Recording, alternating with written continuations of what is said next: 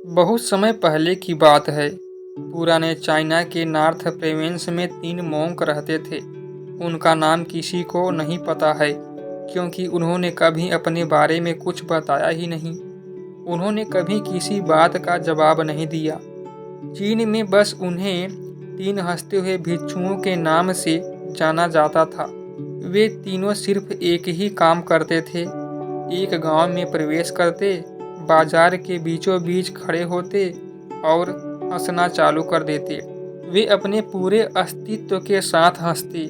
अचानक लोगों का ध्यान उनके तरफ खींचा चला आता और धीरे धीरे उनके चारों तरफ एक भीड़ इकट्ठा हो जाती। वे इतनी एकाग्रता, तल्लीनता व संपूर्णता के साथ हंसते कि उनकी हंसी देखकर सारा गांव हंसने लगता। जब वो पूरा गांव हंसी के समुद्र में डूब जाता, तो वे दूसरे गांव चले जाते। वे ना तो कुछ बोलते थे, ना ही कुछ उपदेश देते और ना ही कुछ शिक्षा। वे जहाँ भी जाते, अपनी हंसी से ऐसा माहौल बना देते, लोग अपने सारे दुख दर्द भूलकर बस हंसने लग जाते। धीरे धीरे चाइना के लोग उन्हें बहुत प्यार करने लगे और वे पूरे चाइना में प्रसिद्ध हो गए, 3 लाफिंग मोंक के नाम से। चाइना के लोग उन्हें बहुत प्यार करते, उनका सम्मान करते। इससे पहले और उनके बाद भी कभी किसी ने इस तरह से प्रचार नहीं किया कि जीवन केवल एक हंसी होना चाहिए और कुछ नहीं। वे विशेष रूप से किसी पर नहीं हंसते थे, वे बस हंसते थे जैसे कि उन्होंने ब्रह्मांडी मजाक को समझ लिया हो, जैसे कि उन्होंने ईश्वर के मजाक को समझ लिया हो। और उन्होंने एक शब्द का उपयोग किए बिना पूरे चाइना में इतना आनंद फैलाया जितना आज से पहले किसी ने ना फैलाया था।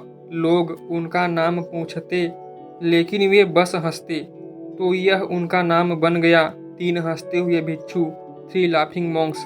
पूरे चाइना में घूम घूम कर लोगों को हंसाते हुए समय के साथ वे तीनों बूढ़े हो गए और एक रात जब वे एक गांव में ठहरे हुए थे, उन तीनों में से एक भिक्षु की मौत हो गई। पूरा गांव स्तब्ध रह गया। पूरा गांव बहुत ज़्यादा उम्मीद कर रहा था, क्योंकि उन्हें लगता था कि जब उनमें से एक की मृत्यु होगी तो बाकी 2 जरूर रोएंगे। यह देखने लायक होगा, क्योंकि किसी ने भी कभी इन लोगों को रोते हुए नहीं देखा था। जब सुबह हुई तो पूरा गांव इकट्ठा हुआ, लेकिन दोनों भिक्षु तीसरे के लाश के पास खड़े जोर जोर से हंस रहे थे। ऐसी हंसी जैसी आज से पहले कभी ना हंसी हो।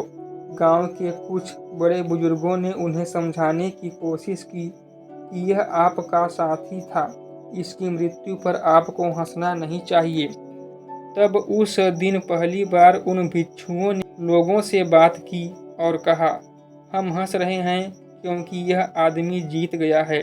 हम हमेशा सोचते थे कि पहले कौन मरेगा, लेकिन इस आदमी ने पहले मरकर हमें हरा दिया। हम अपनी हार और इसकी जीत पर हंस रहे हैं। इसके अलावा यह कई वर्षों तक हमारे साथ रहा। हम एक साथ हंसे, हमने एक दूसरे की मौजूदगी, उपस्थिति का आनंद लिया और उसे अंतिम विदा देने का इससे बेहतर तरीका और क्या हो सकता है। हम केवल हंस सकते हैं, लेकिन पूरा गांव उदास था। जब मृतक भिक्षुक के शरीर को अंतिम संस्कार के लिए चिता पर लेटाया गया, तो सारे गांव वालों को एहसास हुआ कि शेष 2 भिक्षु केवल मजाक नहीं कर रहे थे, वह तीसरा जो मृत था वह भी हंस रहा था। चीन में यह प्रथा थी, जब एक इंसान की मृत्यु हो जाती थी तो उसके पुराने कपड़े उतारकर, उसे नहला धुलाकर उसे नए कपड़े पहना दिए जाते थे। लेकिन मरने से पहले उस भिक्षुक ने साथियों से अपने कपड़े ना बदलने के लिए कहा था। तीसरे भिक्षुक ने कहा था, मुझे स्नान मत कराना, क्योंकि मैं कभी अशुद्ध हुआ ही नहीं। मेरे जीवन में इतनी हंसी आई कि कोई अशुद्धता जमा ही नहीं हो सकती थी। मैंने कोई धूल जमा नहीं की है।